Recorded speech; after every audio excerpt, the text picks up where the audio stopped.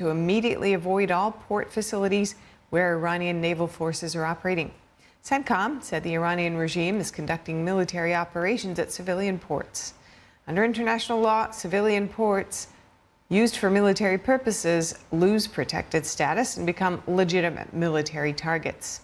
CENTCOM warned Iranian dock workers, administrative personnel, and commercial crews to avoid Iranian naval vessels and military equipment.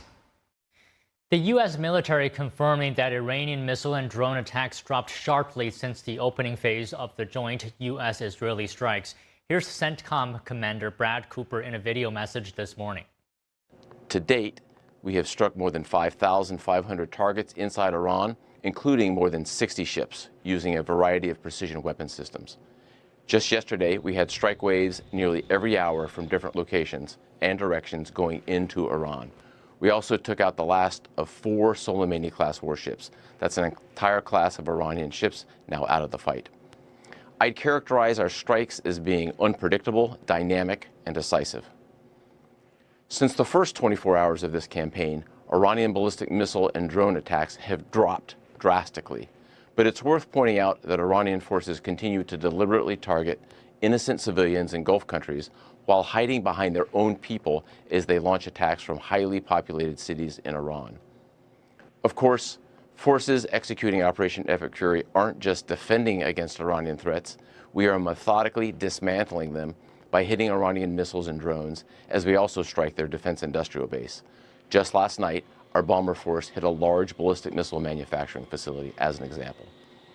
So it's not just about what's shooting at us today, it's also about eliminating the threat in the future. U.S. and Israeli officials say their attacks have severely damaged Iran's missile and drone capabilities and have decapitated parts of Iran's leadership. Officials say the goal is to end Iran's ability to project force beyond its borders. Meanwhile, Iran today firing missiles and drones at targets across the Gulf region. Strikes include oil infrastructure in Saudi Arabia and a ship off the coast of the United Arab Emirates. And 2 Iranian drones hit near Dubai International Airport today, wounding 4 people, though flights continue. The Pentagon says the U.S. military destroyed 16 Iranian mine-laying boats near the Strait of Hormuz. According to Central Command, those boats were part of a larger group of Iranian vessels eliminated by the U.S. U.S. Central Command posting a video yesterday on X showing strikes on the vessels. The post says U.S. forces eliminated multiple Iranian naval vessels on March 10th, including 16 mine layers near the Strait of Hormuz.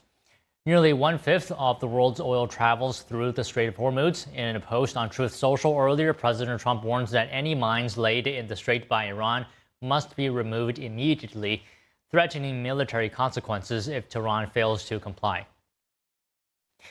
Romania's president says the country will host a U.S.